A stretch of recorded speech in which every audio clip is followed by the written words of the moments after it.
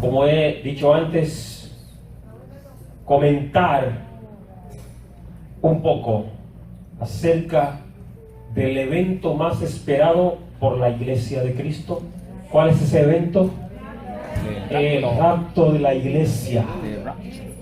Ese arrebatamiento que estamos esperando. Oh, gloria a Dios. ¿Por qué debemos hablar de este tema? Creo que no hay otro tema más importante para la iglesia en este tiempo del fin.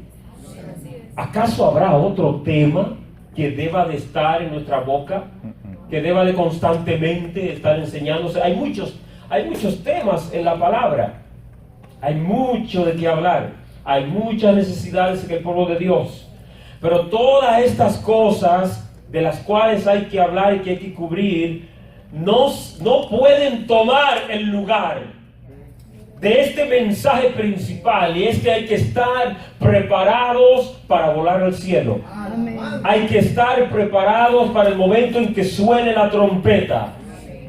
Oh, gloria al Señor, porque va a sonar la trompeta.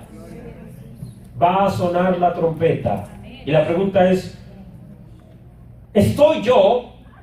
Es una pregunta que cada persona debe hacerse y decir, ¿estoy yo preparado para ese día? Para el momento en que suene la trompeta. Cuando la voz de Cristo nos va a llamar. Porque dice que el mismo Señor, Cristo Jesús, con voz de arcángel. Hay una voz.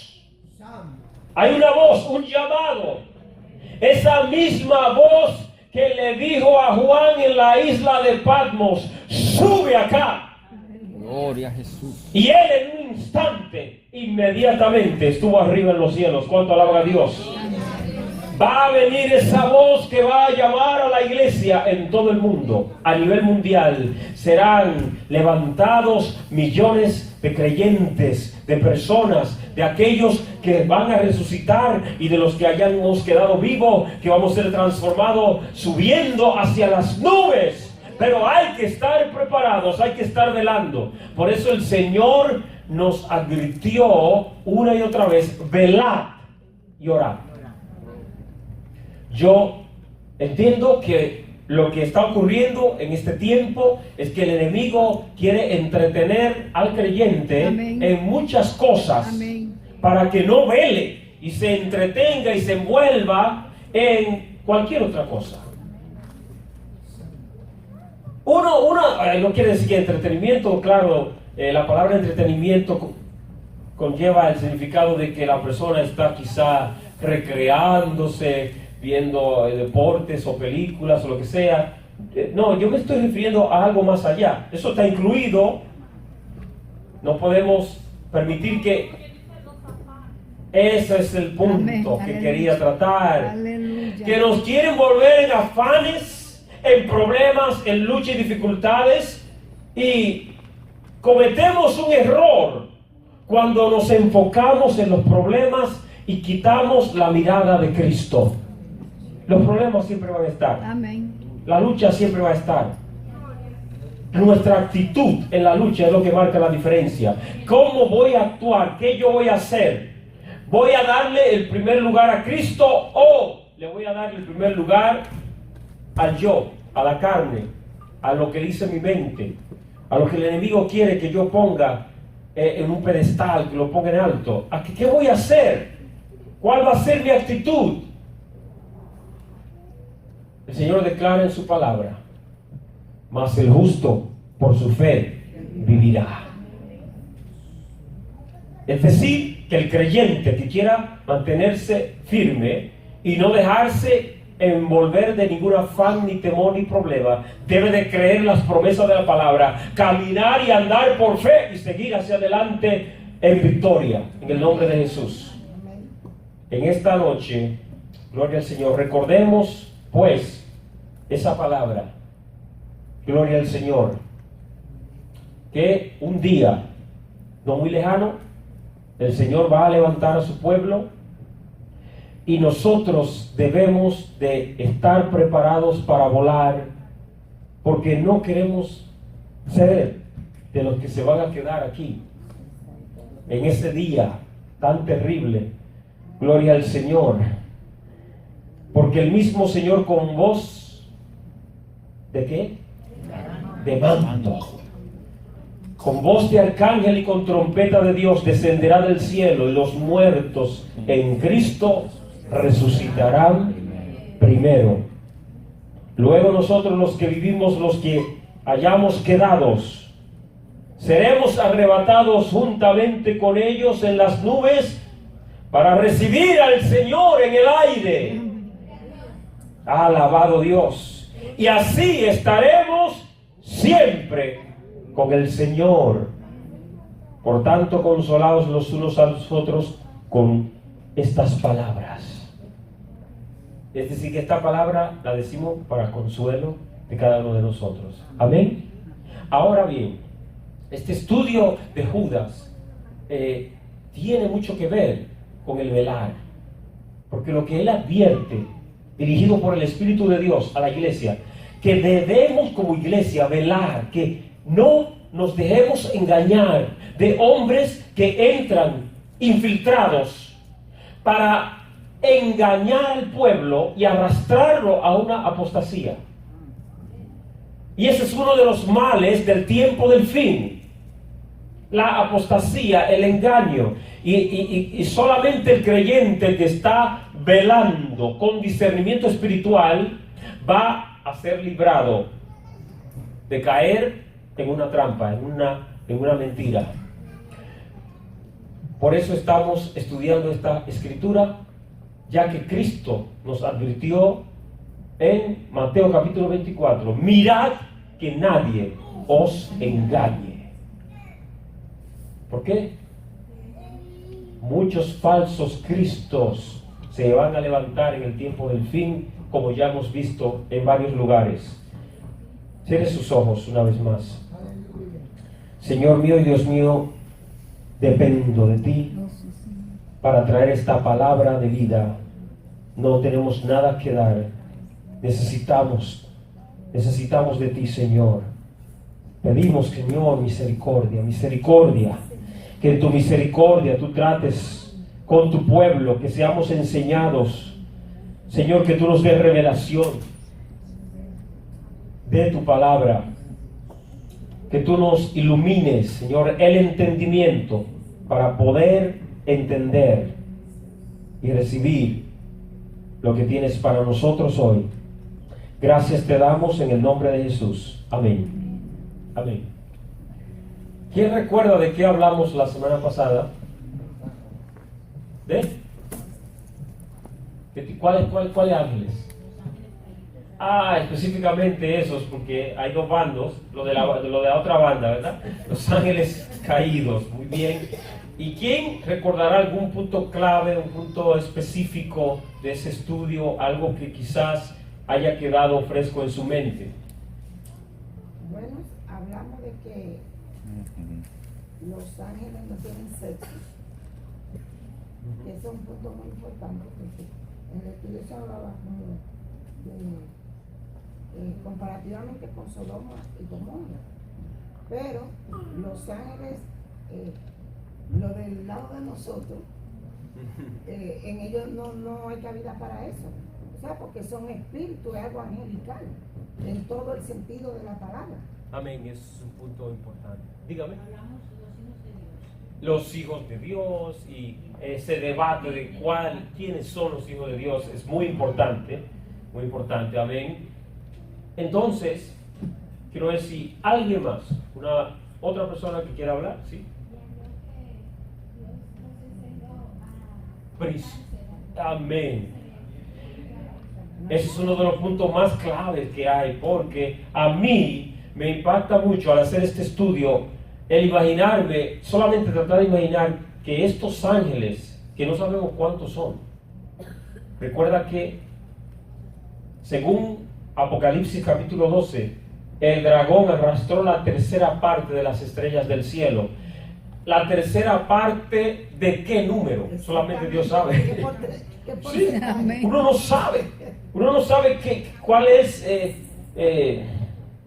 el número exacto de ángeles que hay en los cielos y cuáles fueron arrastrados, cuál fue el número. O sea, Dios sabe la tercera parte de qué número de billones y billones de ángeles, yo no sé. Pero fue, obviamente, como he dicho antes, un número grande de ángeles, ya que el reino de las tinieblas tiene bastantes soldados para atacar a toda la raza humana, y actualmente somos más de 7 billones de seres humanos y hay demonios de sobra que dan para atacar a todo el mundo.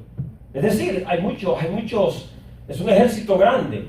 Entonces, esto es hablando de los que están en los aires, los que están con permiso de moverse en el mundo, pero ¿qué tal aquellos que fueron aprisionados? No sabemos cuántos fueron, y que están en tinieblas, que están en oscuridad.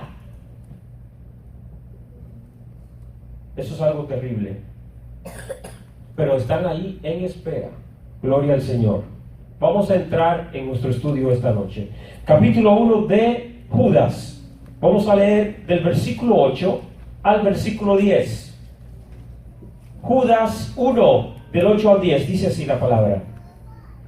No obstante, de la misma manera también estos soñadores mancillan la carne, rechazan la autoridad y blasfeman de las potestades superiores.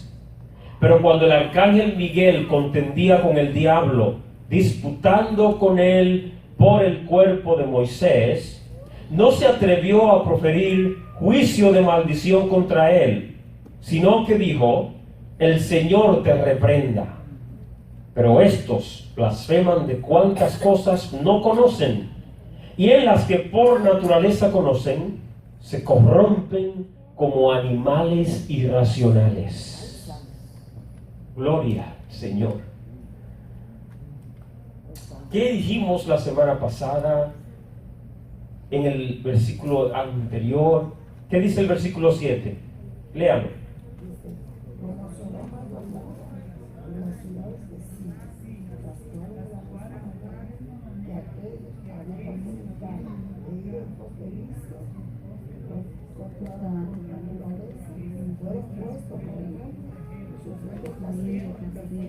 Ok, entonces lo hice leer ahí para que entiendan de dónde viene esto, donde dice no obstante. No obstante, ¿qué significa? Él está continuando un tema. Y el tema, él lo continúa de lo que él dijo en el versículo 4. Que había hombres infiltrados en el pueblo que iban a traer, ¿verdad?, el engaño, que iban a tratar de traer sus mentiras al pueblo del Señor. Entonces, cuando él dice estos soñadores, él está hablando de esos hombres. No obstante, de la misma manera que ¿qué? De la misma manera que los de Sodoma, de la misma manera que los ángeles caídos, de la misma manera que los israelitas que se rebelaron en el desierto. Asimismo, estos hombres, ¿qué hacen? Mancillan la carne. ¿Qué significa el verbo mancillar? Es clave ese verbo para entender lo que está diciendo el escritor. Manchar, contaminar, gloria a Dios. Ensuciar.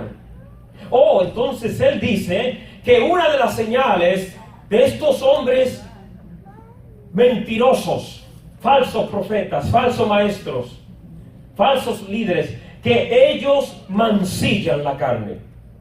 Bueno, al igual que los rebeldes que él puso como ejemplo, que hicieron ellos, contaminaron su ser, se mancharon, se ensuciaron. Entonces, ¿por qué les llama soñadores? Eso es importante. No, hay muchas interpretaciones, pero yo creo que una de las características que usualmente a veces aparecen en los que tienen una nueva revelación de la Biblia es que tienen una nueva visión y son muy soñadores. Tienen sueños, entre comillas, que vienen de parte de Dios. una nueva visión. En otras palabras, el evangelio que tenemos está incompleto y le falta algo. Y hay que añadirle algo nuevo, algo fresco, algo diferente. Ustedes han oído ese tipo de lenguaje donde hay gente que para ellos el evangelio ya perdió el poder de influenciar, de hacer cambios en las vidas, y ellos creen que hay que traer algo nuevo, algo que conquiste a la gente, algo que asombre a los jóvenes. No ha perdido su poder el evangelio. El evangelio no cambia, el evangelio sigue impactando al mundo. Amén.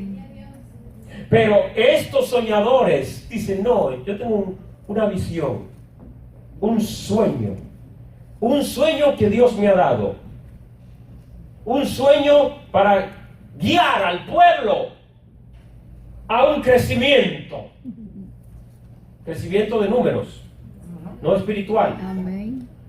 Es muy bueno el crecimiento de números, pero cuando viene de parte de Dios.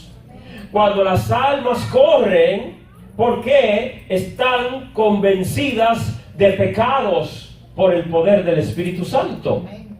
Pero el crecimiento que el Señor quiere en su pueblo es en el conocimiento de nuestro Señor Jesucristo, en madurez espiritual, gloria al Señor.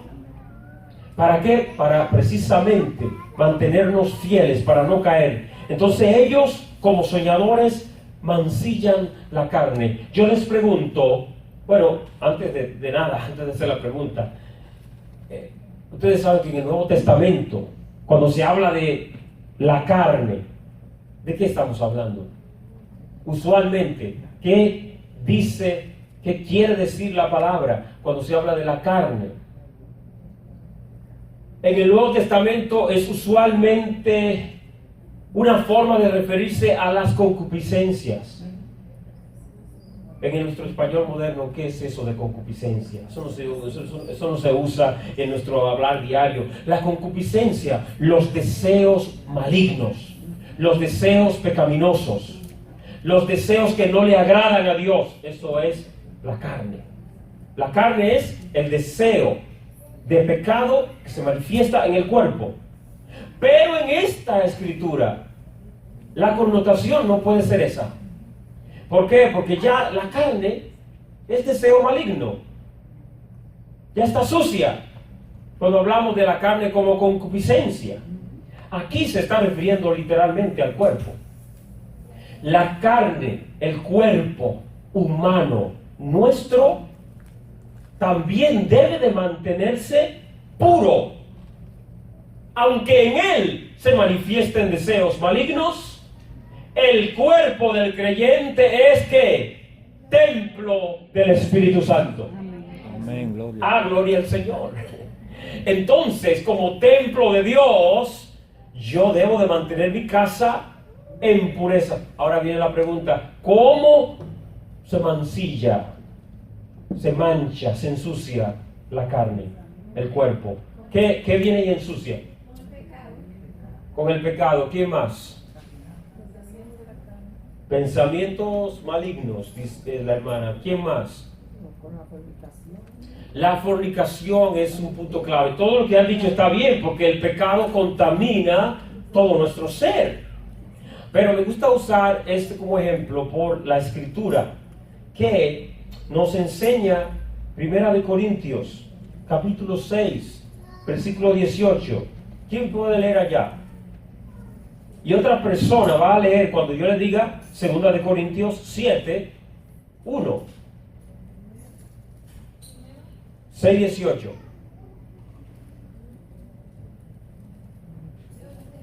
Lea.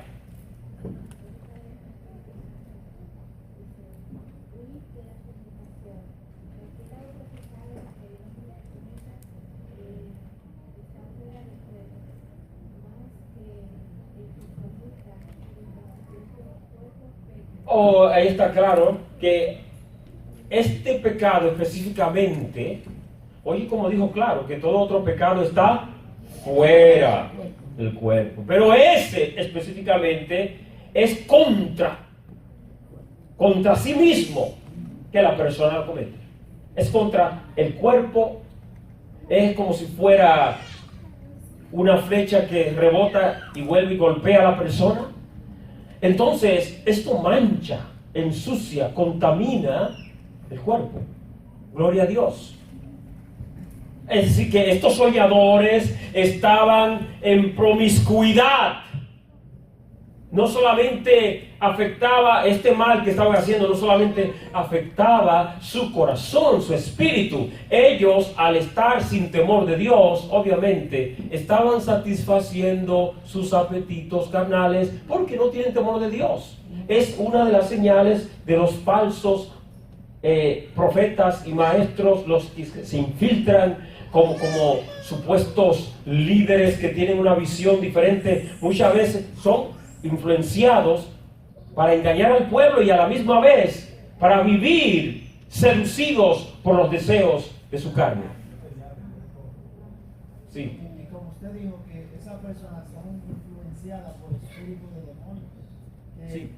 como la clase anterior, usted dijo que esas personas hacen las cosas, pero detrás de ellos son espíritus inmundos que lo dirigen a hacer cosas para enseñar al pueblo, dirigir al pueblo de una forma no adecuada a la voluntad de Dios. Hermanos, donde quiera, gracias hermanos, donde quiera que hay una falsa enseñanza o falsa doctrina, hay espíritu de error. Espíritu de error. Y por eso es que a veces, cuando una persona cae en una enseñanza contraria al Evangelio, a veces se le hace difícil salir de ahí, porque sus ojos son vendados, el entendimiento entenebrecido. Y uno le explica y le enseña la cita bíblica y cómo la verdad de la palabra, y la persona no entiende, siempre busca un pero, no suelta esa idea que ha obtenido en otros lugares donde sea que haya escuchado tal mentira. ¿Quién tiene el capítulo 7, verso 1? A ver, lea. En el nombre del Padre, dice, así que, amados, puesto que tenemos tales promesas, limpiémonos de toda contaminación de carne y de espíritu, perfeccionando la santidad en el temor de Dios. Ven que en este versículo se nos ordena, hermanos, que debemos, ¿qué? Limpiarnos de toda contaminación de ambos. Amén. Contaminación que venga a afectar el espíritu o el cuerpo debe ser eliminada en el nombre de Jesús. Entonces, debemos cuidarnos de no permitir que venga ese tipo de situación a nuestras vidas. Ahora bien, vemos que esta gente, al igual que los rebeldes que se mencionaron anteriormente, ellos mancillan la carne. ¿Qué más hacen? Otra señal de los que se oponen al Evangelio, de los que engañan, es que rechazan la autoridad. Y este es un punto muy, muy importante. Porque el que rechaza la autoridad no se da cuenta que se opone directamente a Dios. Amén. Porque la Biblia nos enseña que toda autoridad ha sido delegada por Dios. Amén. Y el que se opone a la autoridad, a Dios, se opone directamente. Gloria al Señor. Es decir, la persona rebelde está operando en el espíritu del primer rebelde. El primero que se levantó contra la autoridad fue Satanás, que dijo: yo no quiero someterme a esa autoridad, yo quiero ocupar ese lugar de autoridad. Oiga, él quería hacer un golpe de estado, pero a Dios nadie lo tumba de su lugar. Aleluya, gloria a Dios. Para pensar algo así hay que estar loco. Y por eso yo digo, Satanás perdió el entendimiento. El pecado embrutece a la persona o lo vuelve un idiota, espiritualmente hablando. Amén. Él es astuto para hacer su maldad, para engañar, para tentar, pero para razonar no tiene razonamiento. ¿A quién se le ocurre pelear contra Dios? ¿Cómo que vas a pelear con Dios si te va a ir bien? Lo declara la palabra en el libro de Job. ¿Quién se opuso a él y le fue bien? Nadie, ¿verdad? Sabemos la respuesta, nadie, jamás. Entonces, ¿qué ocurre? Ellos rechazan la autoridad. Y en este texto que dice que se oponen, ¿verdad? Rechazan la autoridad, dice que, gloria a Dios, la palabra autoridad en este texto es del griego kuriotes, con K, que se puede traducir dominio, gobernadores, señorío. Este tipo de personas no quieren saber de gobiernos, de dominios, de señorío, de ningún aspecto, sea eclesiástico o secular. No, porque ellos quieren mandar. Hemos visto personas que quieren entrar al ministerio para estar en autoridad, para decir que son cabeza de algún grupo o de algún ministerio, de una iglesia, de una organización. Hermanos, eso es un motivo muy, pero muy equivocado para querer trabajar en el reino de Dios. En el reino de Dios no estamos detrás de ese tipo de cosas. Es que son conceptos de orgullo. Son conceptos de orgullo donde la persona cree que él estar en un lugar de autoridad lo hace superior a los demás. Eso no es así. No. En el reino de Dios, el que está arriba sirve a los demás. Tiene que doblegarse y lavarle los pies a los discípulos. Mira el ejemplo que Cristo nos dio. Amén. Que por esto los discípulos quedaron impactados, anonadados, no sabían qué decir cuando el Señor, Él viene como un siervo. Ese era el trabajo del siervo de la casa, y Él viene y se dobla a lavarle los pies. Ellos sabiendo bien quién era que estaba haciendo esa obra. ¿Y sabe quién sabía más que nadie? Pedro, porque a él fue que se lo reveló el Padre. No carne ni sangre, que por eso fue que él tuvo que hablar. Los demás estaban mudos, pero Pedro dijo, no, a mí no. Pero él no entendía. Y hermanos, quiero decirle, debemos cuidarnos de no ser engañados por ese deseo carnal de reconocimiento de los hombres. Amén. Eso es vanidad. Eso es vanidad. Todo el que muere, ¿a dónde está su gloria? Se fue, se perdió con él. Gloria al Señor. Si quiere, fíjense hermanos, ha habido grandes siervos de Dios a través de la historia de la iglesia. Desde el siglo I hasta aquí ha habido grandes siervos de Dios. Pero, ¿qué es lo importante en el reino de Dios? Que hayan sido líderes, que hayan tenido una posición. ¿Acaso eso tiene valor hoy en este tiempo presente? Ya esa gente se fueron, no están aquí. ¿Sabe qué gozo tienen los que se fueron con el Señor, que ya están arriba esperando el día de la resurrección? El gozo que tienen es el haber hecho la voluntad de Dios, el haber agradado a Dios y saber que Dios esté agradado del trabajo que hicieron. Eso es lo que ellos tienen. Eso es lo que se va a quedar en la eternidad. En la eternidad no va a quedar gloria humana ni nada que diga este es el señor reverendo fulano de tal, y yo que nada de eso. Amén. Eso no tiene valor. Ahora, el hecho de que el líder está llamado a servir, no quiere decir que los que son servidos le van a faltar respeto al líder. La Biblia dice que debemos tener en alto honor a los ancianos, a los que están en eminencia, por causa de su posición, por causa de que la posición que tienen les demanda más a ellos. No es porque ellos sean más grandes, Oye bien, honramos el trabajo, el esfuerzo de nuestro pastor, pero no porque él sea más grande. Es que la posición le demanda a él una responsabilidad sobre sus hombros que tú y yo no tenemos. Es que se le va a pedir unas cuentas que a ti y a mí no nos van a pedir. Amén. Y tú y yo debemos de respetar eso y decir, wow, en verdad debo de cuidar, orar, interceder y respetar a ese varón que tiene una carga tan grande de orar y de cuidar por tanta gente junta. Esa es una gran diferencia. Gloria al Señor. Ahora, dice la Biblia aquí que esta gente rechazan la autoridad. Un mal que existe en este tiempo dentro de muchas personas. Yo quiero saber por qué la gente rechaza la autoridad. ¿Por qué hay gente que no quiere someterse?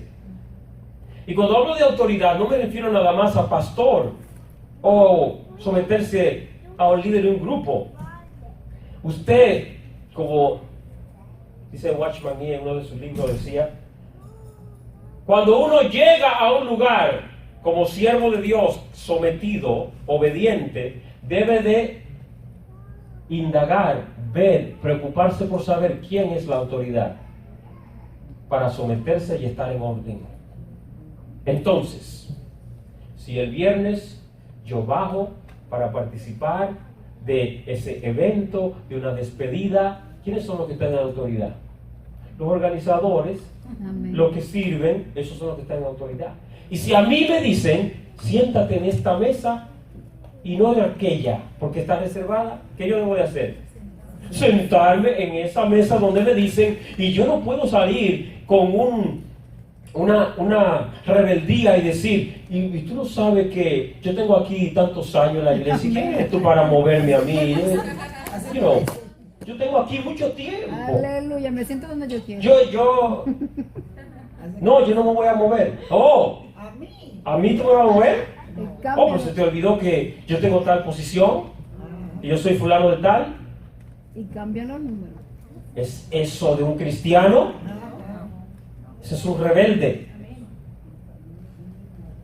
Pero que el que me lo pidió no tiene posición en la iglesia. Es un sirviente.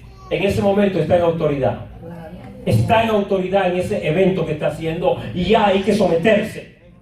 La Biblia dice que debemos someternos los unos a los otros. Todos tenemos en un momento indicado un lugar que debemos ocupar, y a veces el lugar es sentarse quieto, tranquilo, donde le digan, y estarse callado. Y hay otro momento donde nos hacen servir en otra área, en otra capacidad, y debemos de decirle a otros que hagan otras cosas. Y por eso dice, someteos. Debemos someternos. Amén. No quiero quedarme en este tema, o si no, no vamos a cubrir el versículo siguiente. Pero dice aquí, gloria al Señor, que esta gente rechazan. ¿Por qué rechazan la autoridad? ¿Cuáles son los motivos? Gloria al Señor. Como ya dije, está por Satanás, el primer rebelde en el universo.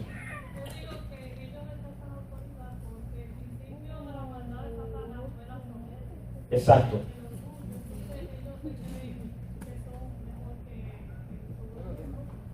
Sí. Perdón. Amén.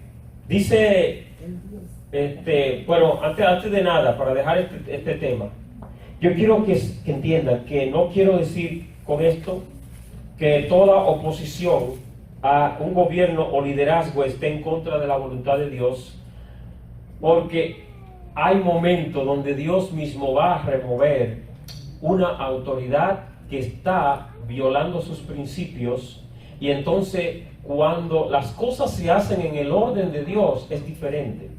Primeramente, si hay algo que está ocurriendo en un liderazgo que no es de Dios, que hay que corregir, que está mal, el laico, el miembro, el que está por debajo, no debe de armar una insurrección, una revuelta, un problema. Debe de ir a otros que están en autoridad y que pueden convocar un grupo de personas que tienen el poder de tomar cartas en el asunto. Si las cosas se hacen en orden, entonces seguimos en sometimiento, en obediencia, y Dios pone orden en su pueblo. ¿Dicen amén? Amén. Gloria a Dios. Ahora, ¿qué más hacen esta gente? Ellos blasfeman de las potestades superiores. Otro fenómeno de los soñadores apóstatas es que tienen su boca llena de maldición, especialmente hacia las potestades superiores. Y cuando uno busca en el griego esa palabra, potestades superiores, esa lo tradujeron de una palabra griega que se dice doxa, D-O-X-A, doxa, que se puede traducir como gloria, dignidades terrenales o angelicales.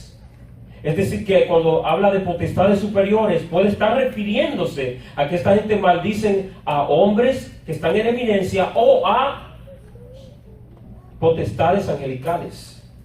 Gloria al Señor. Entonces, un hijo de Dios no puede maldecir ni blasfemar de las potestades superiores, por muy impía que sean.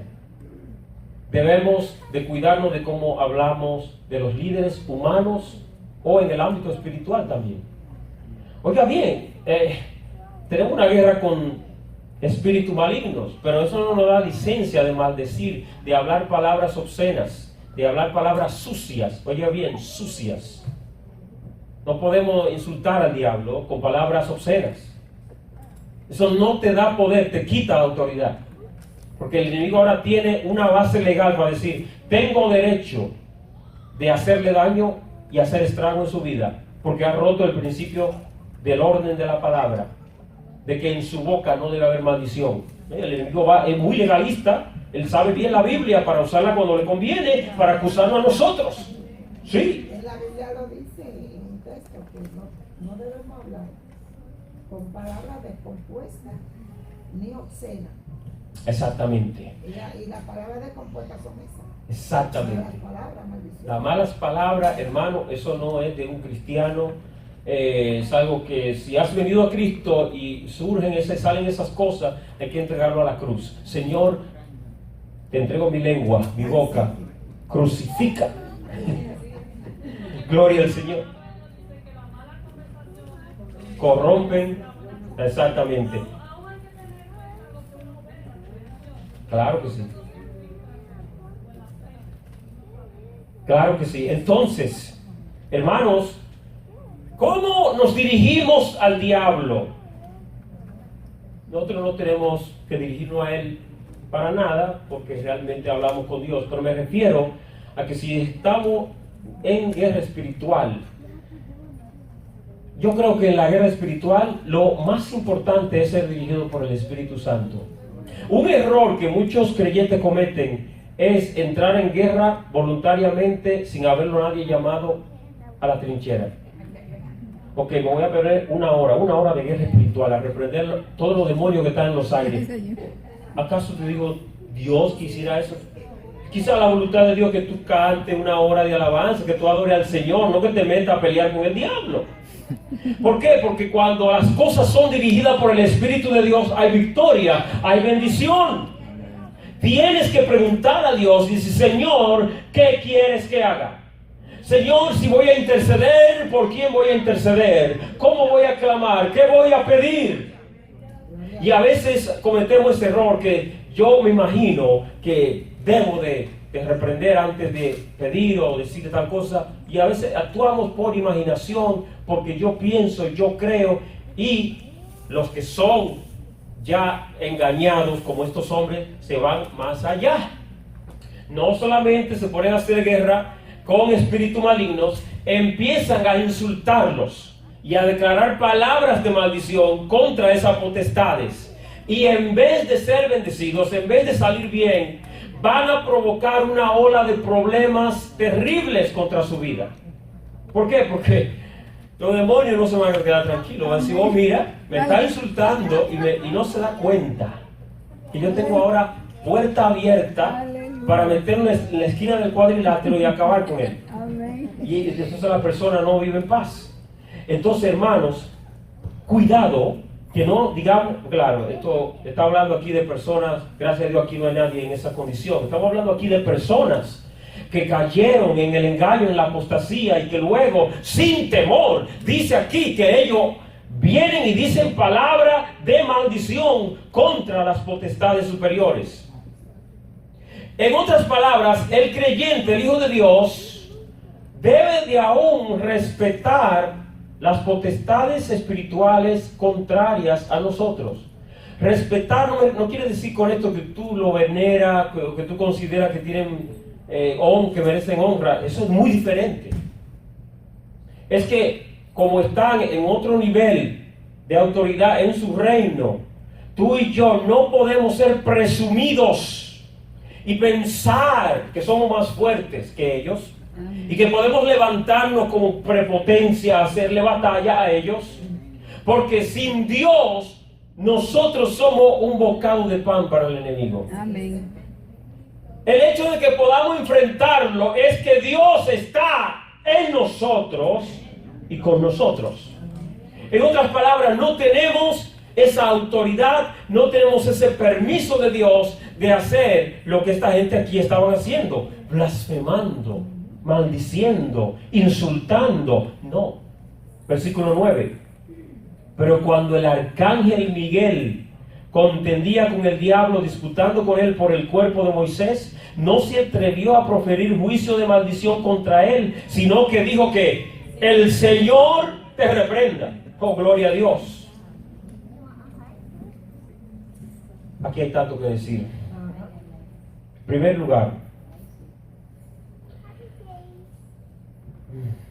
Judas en este versículo está haciendo un contraste entre la blasfemia de los impíos que hay infiltrados en la iglesia y el comportamiento del arcángel Miguel en su lucha con el diablo. Él hace una diferencia entre cómo actuó el arcángel y cómo actúan aquellos soñadores infiltrados. Primeramente, ¿quién es Miguel? ¿Quién aquí no sabe quién es Miguel? Hay que hablar de ver quién no sabe. Yo creo que todos sabemos. Miguel, el arcángel, la palabra arcángel significa que es el ángel principal en las huestes celestiales, el capitán. Amén.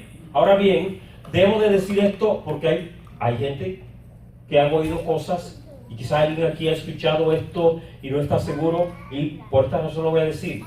Miguel no es Cristo. Miguel no es Jesús de Nazaret. Miguel es un ángel a cargo de los demás ángeles guerreros. Pero hay personas que creen que es Cristo. No, no es Cristo. Jesucristo vino y se hizo hombre para salvarnos a nosotros, pero Él nunca debe ser considerado un ángel. Él es Hijo de Dios, parte de la deidad. ¿Qué me puede? Bueno, no da el tiempo, así que vamos a ir simplemente a citar lo que voy a decir. En Daniel 10:3, Miguel es llamado uno de los principales príncipes. En otra palabra, él entre los príncipes angelicales que hay es uno de los principales príncipes. En Colosenses 2:9 nos dice que nuestro Señor Jesucristo, en Él habita corporalmente toda la plenitud de la deidad. Gloria a Jesús. En Colosenses 1:16, ¿qué dice? Aleluya, que por medio de Él y para Él fueron hechas todas las cosas, las que están en los cielos y en la tierra. Gloria a Dios. ¿Y qué dice en el libro de Hebreos? ¿A cuál de los ángeles dijo Dios, mi hijo eres tú? Aleluya. Miguel es un arcángel, estamos claros en eso, pero este punto del cuerpo de Moisés, ¿cuántas preguntas? Primeramente, si usted recuerda, en Deuteronomio 34 nos dice la Biblia que el día que Moisés iba a morir, Dios le dijo, despídete de todos y dile bye bye y te vas. O sea, no ha habido una muerte igual a esa. despídase de su familia, de Josué, de todos los del sacerdote. Ok, bye bye, me voy. Ok. Y sube al monte, que te voy a decir, o sea, Dios le instruyó. Y allí Dios mismo lo enterró. Eso está específicamente en el versículo 6 del capítulo 34, que Dios fue quien personalmente dijo, yo me encargo, y lo hizo en un lugar oculto, escondido, donde nadie hasta el día de hoy sabe dónde está la tumba de Moisés. Nadie sabe, Dios sabe. Entonces, miles de años después, porque el libro de Judas se viene a escribir miles de años después de Moisés, como podríamos decir que alrededor quizá de 2000 a 3000 años. Yo estoy haciendo un número ahí al azar. Estoy queriendo decir con esto que no fue de una vez que esto se vino a revelar. Después de tanto tiempo, el Espíritu Santo le revela a este hombre, que no sabemos cómo él recibió esa información, que hubo algo que ocurrió en ese momento. Que cuando Moisés fue enterrado por Dios y los ángeles estaban ahí, Satanás tuvo información. En el mundo espiritual se dio a conocer de alguna manera el boletín informativo. Yo no sé cómo él supo dónde estaba Moisés en su cuerpo, pero lo supo, se enteró. Y él fue a robarse el cuerpo. La pregunta que tengo es, ¿qué iba a hacer él con ese cuerpo? La Biblia no lo dice. La primera pregunta es, ¿por qué Dios lo enterró ocultamente, escondido de todo el mundo? Hay suposiciones, hay gente que dice que era para que Israel no idolatrara el cuerpo de Moisés. Eso es una suposición, pero la Biblia no dice, eso es una opinión, pero la Biblia no dice exactamente qué motivó a Dios a hacer esto. Entonces la otra pregunta es, ¿qué motiva al diablo a querer robarse un cadáver? ¿Por qué ese y no el de Abraham? ¿Él sabe dónde estaba el de Abraham? En Macpela, la cueva de Macpela. Él sabía dónde estaba el de José, con los huesos de José. No, el de Moisés. Hermanos, yo le tengo las preguntas, pero no las respuestas. Alaba a Dios. Podría ser, ese fue el único, el que le enterró. Entonces, como él se le reveló, fue a Dios a llevarle la contraria. Y Dios, este es el que robásela, porque los otros Dios se van a enterrar. Ok. Bueno, la hermana tiene una buena suposición, ya que Dios está enterrando a este debe tener algo especial. Hay un plan, algo sabía Satanás. Dios no hace nada sin motivos. Amén. Y él debió imaginarse, Dios tiene un plan con ese cuerpo. A llevarle la contraria. Alguien que no haya hablado, porque la hermana sí, Omar. Hermano, para mí que Dios enterró a Moisés de una manera que nadie ha sabido dónde está el lugar. Para mi entender, si estoy equivocado, tú me puedes corregir. Para mí es que él va a ser uno de los dos olivos, él y Elías. Esa es una de las teorías que hay, de que él es uno de los dos olivos que aparecerá en el libro de Apocalipsis.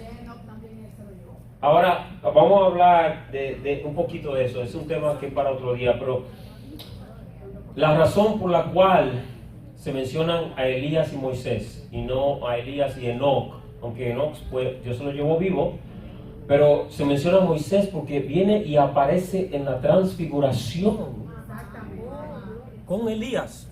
Se me fue esto aquí. Apareció en la transfiguración con Elías.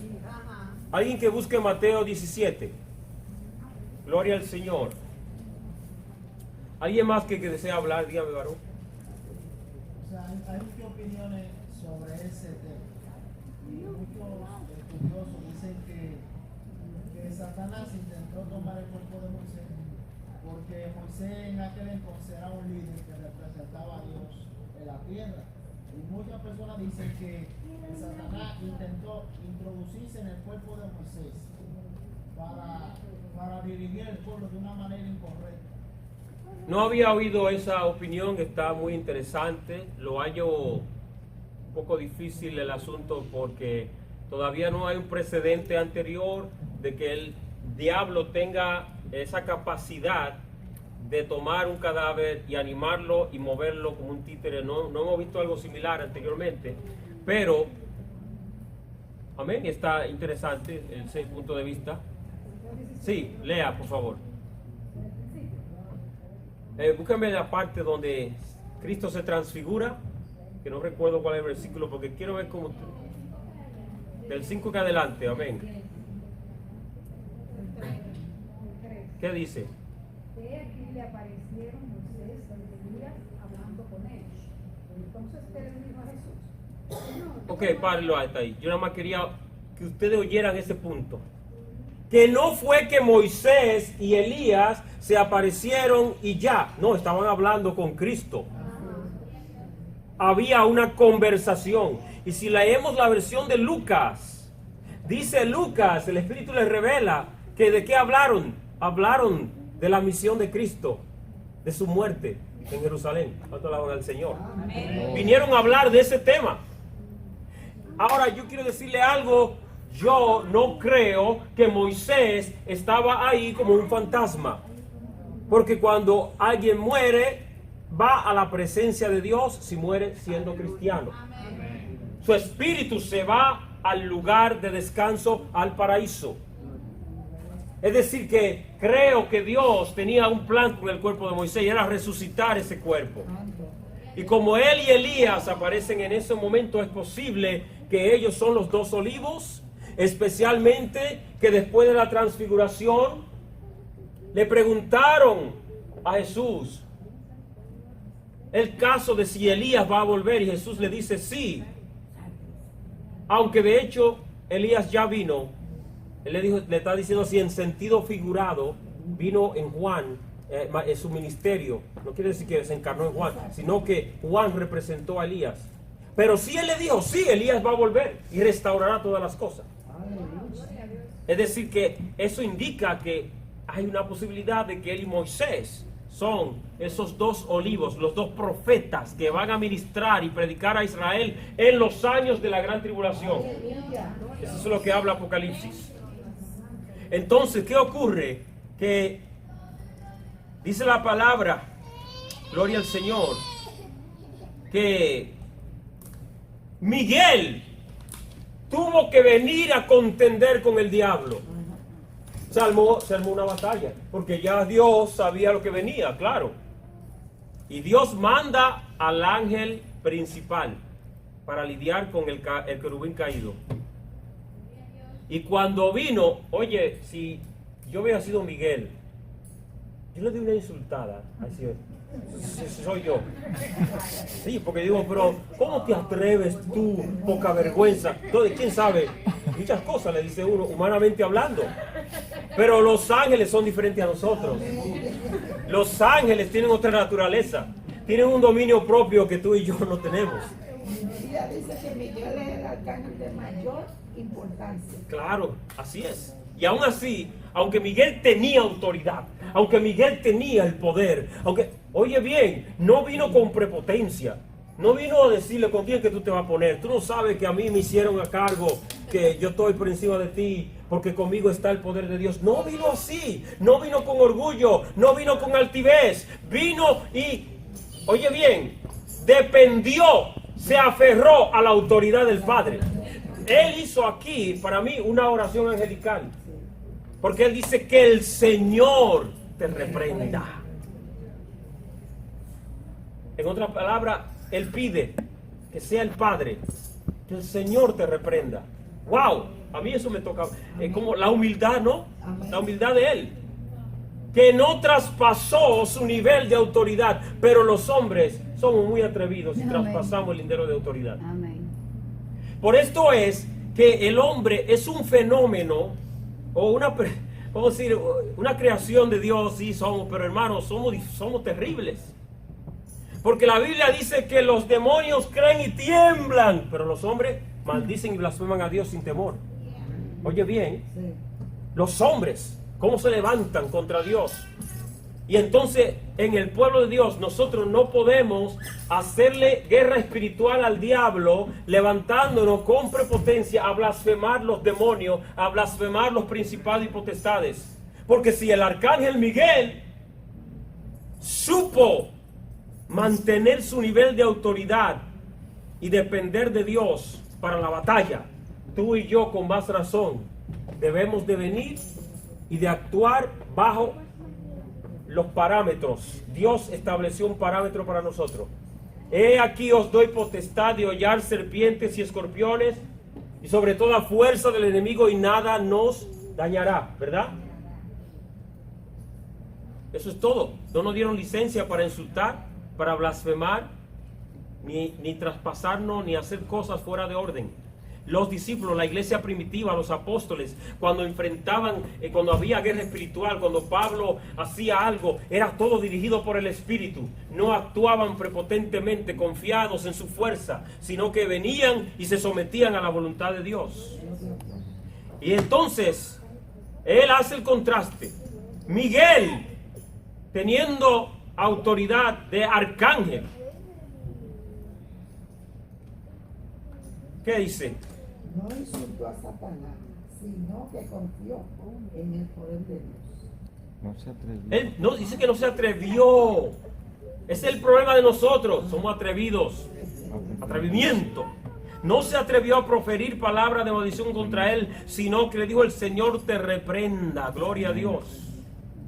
Entonces, lo que ocurre es que esta gente de la cual habla Judas son ignorantes, porque dice el 10, pero estos blasfeman de cuantas cosas no conocen, y en las que por naturaleza conocen, se corrompen como animales irracionales. Estos blasfeman de cuantas cosas no conocen. Hermanos, tú y yo conocemos muy poco del mundo espiritual.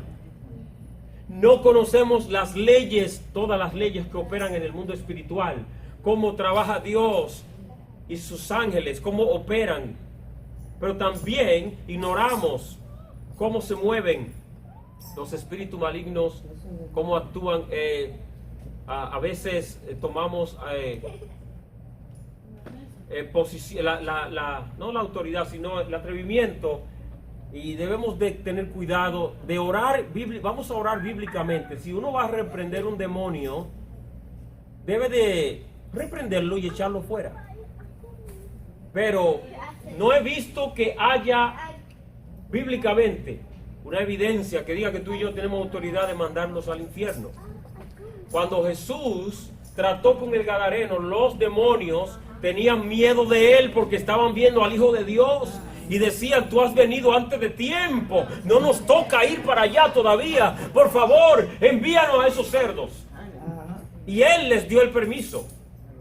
Pero cuando Pablo, cuando los demás apóstoles, cuando tuvieron que ministrar liberación, no mandaban al infierno, no tenemos esa autoridad. Es un atrevimiento o es falta de conocimiento. A veces actuamos en emoción, porque claro que nos gustaría mandarlo para allá abajo, porque ahí es que tienen que estar. Gloria al Señor. Pero la Biblia nos manda a echarlo fuera. Dígame, hermano. Usualmente nosotros usamos mucho esa palabra, yo te reprendo. Pero sin embargo, da un poco de interés ver cómo este arcángel con tanto poder, él mismo no tuvo la autoridad para reprenderlo, sino que le dijo: el Señor te reprenda, y en otra parte dice: Jehová te reprenda. Esa es muy buena pregunta y muy buena observación, porque, gloria al Señor, hay algo que tenemos de privilegio la iglesia. El que tenemos de privilegio la iglesia es que nos dieron el nombre de Jesús. O sea, cuando oramos y vamos a reprender, debemos de tomar en cuenta que no es nosotros. Nosotros no tenemos poder.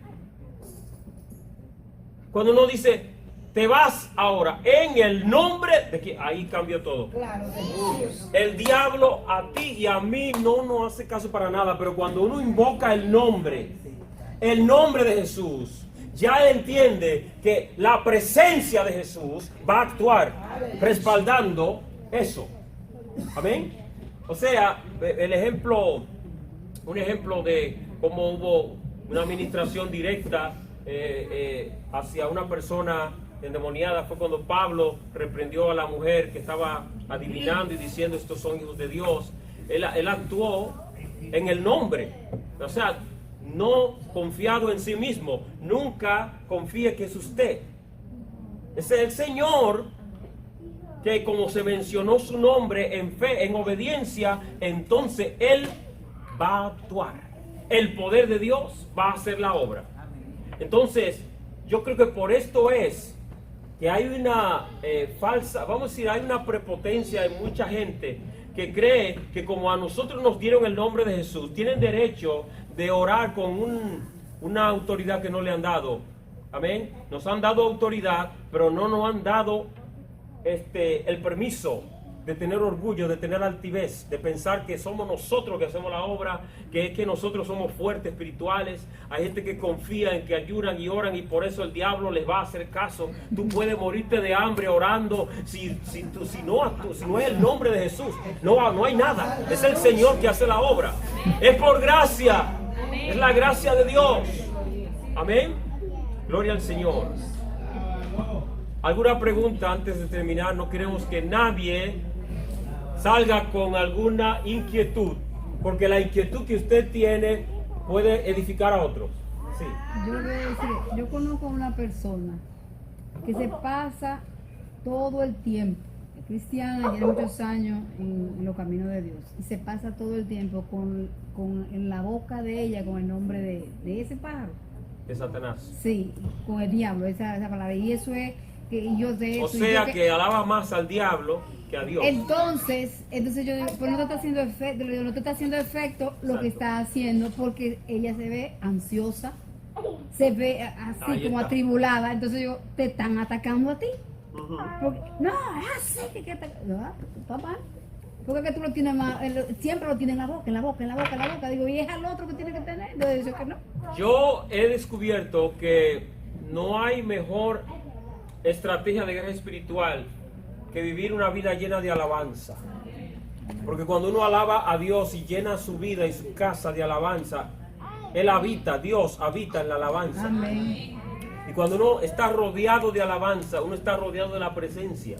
Y cuando está en esa dimensión, si acaso hay que pelear, si acaso hay que hacer guerra, si el enemigo te viene a atacar, tú estás tan sensible en el espíritu que el Señor de una vez te va a avisar y te va a decir la estrategia, te va a decir cómo vencer. O sea, no vas a vivir en tormento. Y yo le quiero decir algo, el creyente, una cosa es estar en guerra y otra cosa es vivir atormentado. El Señor no nos llamó para estar atormentados espiritualmente hablando. Él derramó sangre preciosa. Amén, amén. Para que vivamos en paz, para que vivamos en gozo, llenos de poder, Amén. llenos de autoridad. Amén. Amén. Dice la Biblia que después de tomar toda la armadura de Dios y habiendo acabado todo en el día malo, que habiendo acabado todo, estar firmes. Amén. Eso me habla a mí de estar en una posición de autoridad, de paz, de gozo, donde el enemigo no tiene la ventaja. Amén. Es decir, no tema a la guerra espiritual, porque nos dieron la autoridad para que tengamos victoria, para estar bien. Jesús dice, yo he venido para que tengan vida y la tengan en abundancia. Una vida abundante es una vida de gozo, de paz. En medio de tribulación, de prueba, hay paz. Porque la paz de Dios te guarda tu mente, tus Amén. emociones, tu Amén. corazón, todo tu ser. Amén. En esta noche le exhorto a simplemente inundarse, nadar en el río del Espíritu. Nada, sumérgete en su presencia, goza, disfruta al Señor. Y lo demás caerá en su lugar. Amén. Porque, volviendo a Efesios 6, nos dice que debemos tomar la armadura para estar firmes en el día malo. No todos los días. No todos los días son malos. Hay un día Debe haber 2 o 3 días buenos, ¿no? De refrigerio, de descanso, que usted esté tranquilo. Amén. Hay un día malo. El día malo es el día de la batalla espiritual, el día donde viene la invasión y tú estás preparado con la armadura para esperar al enemigo y estar firme y no caer. Gloria a Dios. ¿Alguien más? Y con Que yo, referente a lo que el hermano dijo, antes de ella decirlo, yo le voy a decir, yo tengo un problema con el enemigo. Yo no puedo mencionar el nombre que ustedes mencionan. A veces trato, pues no puedo. O sea, quizás no tiene problema en decir, déjame atacar a él, déjame entrarle por aquí. Pero yo tengo problema en mencionarlo a él. Yo también. Yo digo, siempre yo digo el enemigo. El enemigo, yo también. La otra palabra, yo nunca le he podido decir. ¿Es un trato de usted con Dios? Sí, yo nunca le he podido decir. Personal, eso no es motivo de sentirse mal. Cada creyente tiene una relación con Dios diferente. Amén. Y Dios trata con ustedes de esa manera. Y no hay personas que no lo van a entender, no le dan caso a eso. Porque si ustedes están en paz con Dios, amén, y están haciendo la voluntad de Dios, no hay problema. Tranquilo, no hay que... Amén. Pregunta, solamente quiero saber si hay pregunta. Pregunta. Más te leo ahorita 2 de Corintios 7:1. Dice que limpiemos nuestra carne y espíritu. Con la pregunta de cómo una persona puede ensuciar el espíritu. Muy buena pregunta. Esa pregunta de cómo se ensucia o se contamina el espíritu. Cuando el espíritu, que es nuestra área de contacto con Dios, se contamina, no es simplemente porque hayamos pecado, porque la sangre de Cristo nos limpia de todo pecado, amén. Yo creo que la contaminación de espíritu es cuando ya la persona ha permitido que la influencia demoníaca llegue allá adentro. Si un creyente le abre puerta al enemigo, ¿entra o no entra? ¿Y a dónde va a entrar? Él no va a querer en la mente lo que él quiere tocar esa área que él sabe que el creyente necesita para estar en comunión con Dios. Cuando tú oras, cuando oramos, cuando adoramos, la Biblia dice que es con nuestro espíritu, que debemos adorar en espíritu y en verdad. Por lo tanto, el diablo está atacando el espíritu de los creyentes. Pero el que está bien con Dios, que no ha contaminado su vida, que no le ha abierto puerta, el enemigo va a atacar desde afuera, va a lanzar dardos. Pero si la persona abre puerta, ya él viene y entra, y ata, y oprime. Y hay gente que luego pierden el deseo de oración, de alabar a Dios, están atados, no alaban, no sale, no hay vida de Dios. Su espíritu necesita ser ministrado. No pueden ni abrir la boca. Hermanos, he visto ese fenómeno, gente que se le hace difícil alabar al Señor, abostezan, le da cansancio, le da sueño. Hay un problema espiritual. Hay un problema espiritual. Hay que tener esa libertad de uno sacudirse y decir, aunque yo esté cansado, aunque esté en prueba, aunque no me sienta bien, yo soy libre para alabar cuando quiera alabar. Amén. Y voy a abrir mi boca en alabanza y voy a levantar mis manos y voy a danzar, lo que sea que quiera hacer para Dios. Amén. Entonces esa pregunta es importante. Yo le voy a decir, como creyente, no se concibe que un cristiano esté en la televisión viendo un psíquico, horóscopo, consultando al diablo. Eso contamina el espíritu. El tener contacto con el mundo de las tinieblas indirectamente, no importa, hay contaminación espiritual. Se le está abriendo una puerta al enemigo para que entre y haga daño. Amén. Me perdonan las demás personas que tengan opinión, pero un anuncio. Gracias, ya terminamos, vamos puesto de pies. Gloria al Señor.